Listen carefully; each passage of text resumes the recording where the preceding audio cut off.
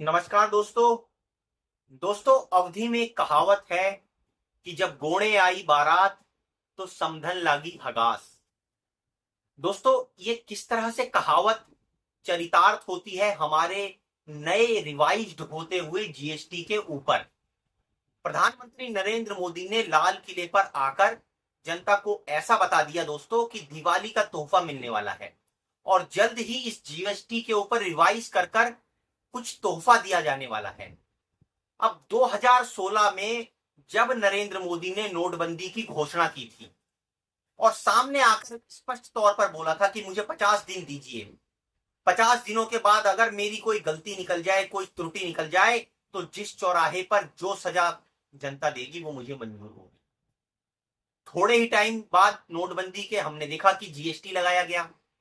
बोला गया कि देश को एक देश एक टैक्स चाहिए। हालांकि बीजेपी और नरेंद्र मोदी के लगातार इसी तरह के कई नारे रहे हैं, जिसमें एक देश एक चुनाव, एक देश एक नेता भी हो सकता था। भगवान जाने वो होगा या आगे कहीं कर ना दिया जाए। ऐसे ही एक देश एक टैक्स के नाम पर इंप्लीमेंट किया गया जीएसटी। कांग्रेस ने बोला इसको ये भैया गब्बर सिंह टैक्स है, ये तो लोगों से जबरदस्ती गलत तरीके से जो है वो टैक्स वसूलने का खेल बना रखा है। अब इस जीएसटी के अंदर भी क्या किया गया, सीजीएसटी है, सेंट्रल जीएसटी है, एसजीएसटी है, स्टेट का जीएसटी है, आईजीएसटी है और तमाम तरह के जो है वो स्लैब बना के रख दिए गए। 0% है, 5%, 12%, 18%, 28%। विवाद होता रहा कि कई जरूरी चीजें जो आम रोजमर्रा की चीजें हैं वो 12%, 18% और 28% में भी रख दी गई। बाद में करेक्शन किए गए, कुछ ठीक हुई, कुछ नहीं हुई, विवाद बना रहा और किस तरह से जीएसटी को लेकर हाहाकार मचता रहा कि इस टैक्स ने छोटे मध्यम मझोले उद्योगों को बर्बाद कर कर रख दिया। नोटबंदी के साथ जिस तरह से ये टैक्स इंप्लीमेंट हुए उससे जो बेचारे एमएसएमई थे बहुत सारे वो बर्बाद हो गए। बेरोजगारी भारत में बढ़ी, जो अनऑर्गेनाइज सेक्टर था उसको सबसे ज्यादा नुकसान हुआ इससे।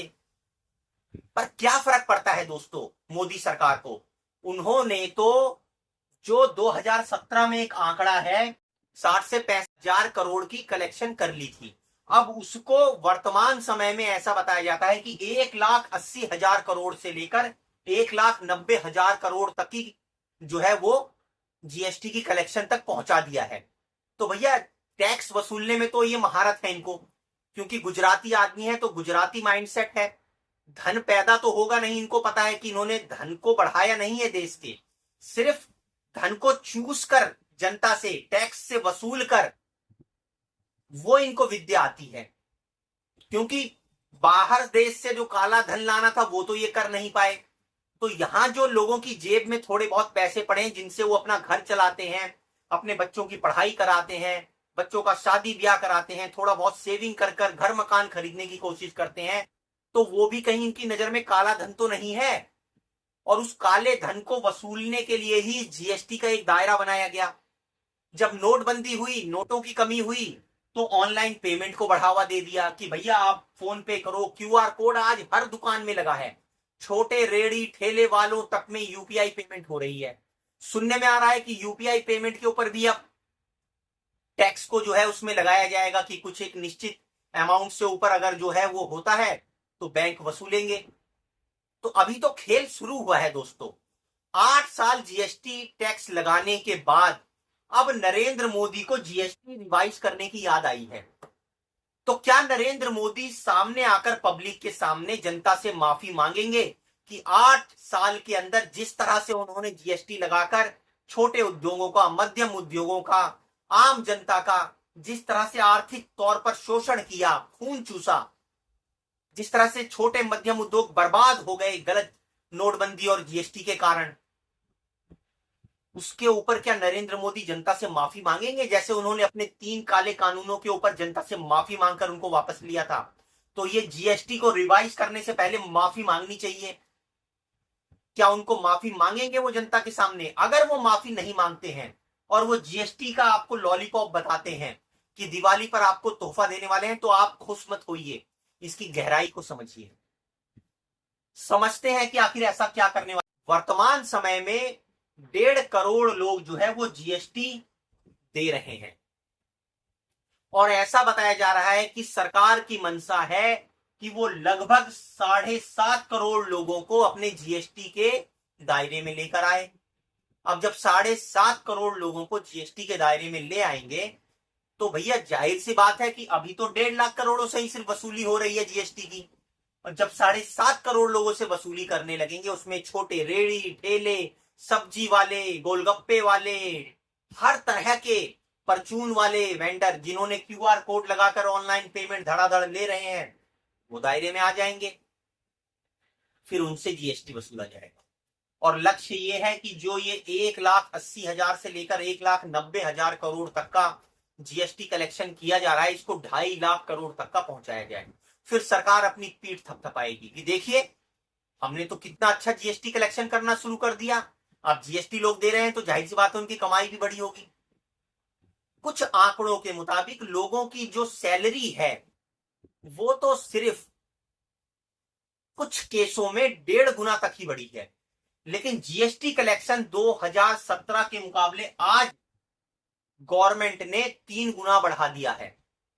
भैया जब वो 2017 में 60,000 से 65,000 करोड़ का जीएसटी जो वसूल कर रहे थे उसको उन्होंने चूस चूस कर खून 1,80,000 करोड़ से 1,90,000 करोड़ तक पहुंचा दिया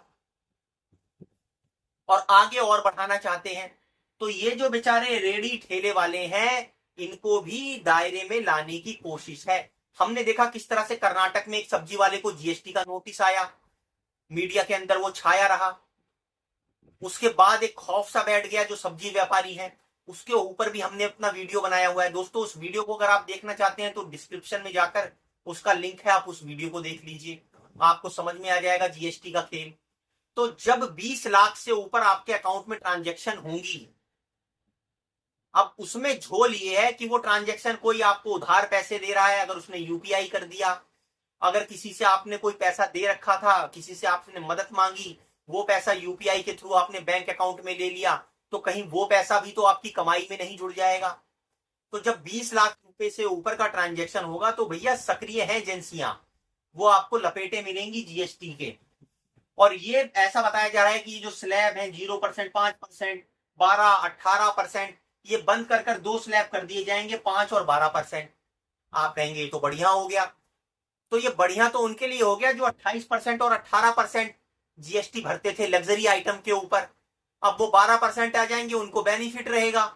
और जो ये बेचारे रेडी ठेले वाले अगर ये 5% वाले जीएसटी में भी आ जाएंगे, इनको ले लिया जाएगा, तो इनके लिए तो दोस्तों दिक्कत हो जाएगी, इनकी भी कमर टूटने लग जाएगी आर्थिक तौर पर, इनकी जो लागत है वो बढ़ने लगेगी, प्रॉफिटेबिलिटी घटने लगेगी और वही खेल शुरू हो जाएगा कि ज्यादा से ज्यादा टैक्स वसूलो और टैक्स वसूल कर सरकारी खजाना भरो और मोदी जी को महंगे महंगे हवाई जहाज खरीदने के लिए पैसा दो ताकि वो 8,000 करोड़ का प्लेन खरीदकर उसमें विदेश की यात्राएं कर पाए और आपको झुंझुना दिखा पाए कि 2047 में भारत को विकसित राज्य बनाऊंगा, चौथी बड़ी अर्थव्यवस्था बनाऊंगा, और आपको 47 तक का सपना दें। अब 47 में कौन जिंदा रहेगा, कौन मर जाएगा, ये तो देखने वाली बात रहेगी।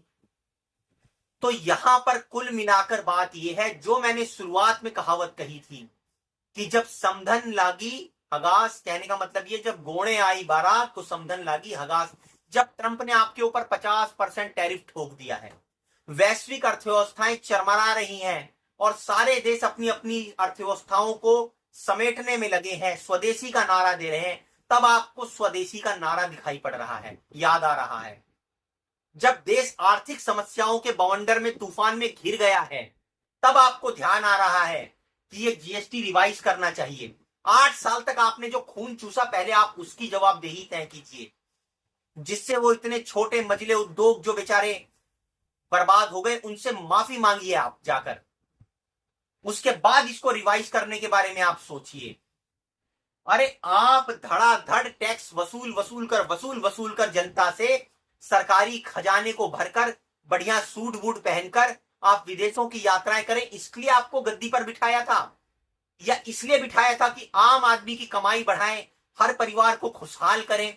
आपने तो एक घटिया बनिए की तरह, अच्छा बनिया भी आप नहीं बन पाए, आप तो उस गुजराती बनिए की तरह बन गए जिसके ऊपर यह कहावत चरितार्थ होती है कि चमड़ी जाए पर दमड़ी ना जाए। तो आपने तो वो कर दिया, जनता की आज चमड़ी उतर रही है, जनता कर्जे में डूबी हुई है, खून के आंसू रो रही है, बेरोजगारी महंगाई से उसकी कमर टूट रही है, छोटे छोटे परिवार कर्जों में डूबे हुए हैं। और आपको 8 साल बाद ध्यान आता है जीएसटी रिवाइज ये दिवाली का तोहफा है। ऐसे दिवाली के तोहफे आप अपने पास रख लीजिए। जब आप सत्ता से उतरेंगे तब आपको ये दिवाली के तोहफे जनता वापस करेगी। और जनता दोस्तों हर चीज का फैसला करती है, सूद समेत आपके प्यार को दुगना करके आपको वापस देगी। बस जरूरत है समय के बदलने की, सत्ता के बदलने की। और अगर आप वास्तव में जनता की कुछ मदद करना चाहते हैं तो आपको अब प्रधानमंत्री रहते हुए कुछ ऐसे डिसीजन जनता के सामने कर कर दिखाने ही पड़ेंगे कि जिससे जनता की आर्थिक स्थिति सुधरे। और अगर आप वो नहीं कर पाए तो फिर दोस्तों जनता जनार्दन है, ये सभी जानते हैं। और हम सभी जानते हैं कि जिस तरह से अवधी भाषा में कहा गया है कि जब घोड़े आई बारात, जब आपकी कुर्सी जाने की नौबत आ गई है, जब आपकी बारात बिल्कुल नजदीक आ गई है, तब आपका पेट खराब होना शुरू हो गया है। तो जब आपका ये पेट खराब होना शुरू हो गया है तो यकीन मानिए इसका हिसाब होगा, जल्दी ही होगा, आने वाले समय में होगा। दोस्तों अगर आपको हमारी ये वीडियो अच्छी लगती है तो आपके जो भी विचार हैं कमेंट कर जरूर बताइए और हमारी वीडियो को लाइक और सब्सक्राइब जरूर कीजिए। धन्यवाद।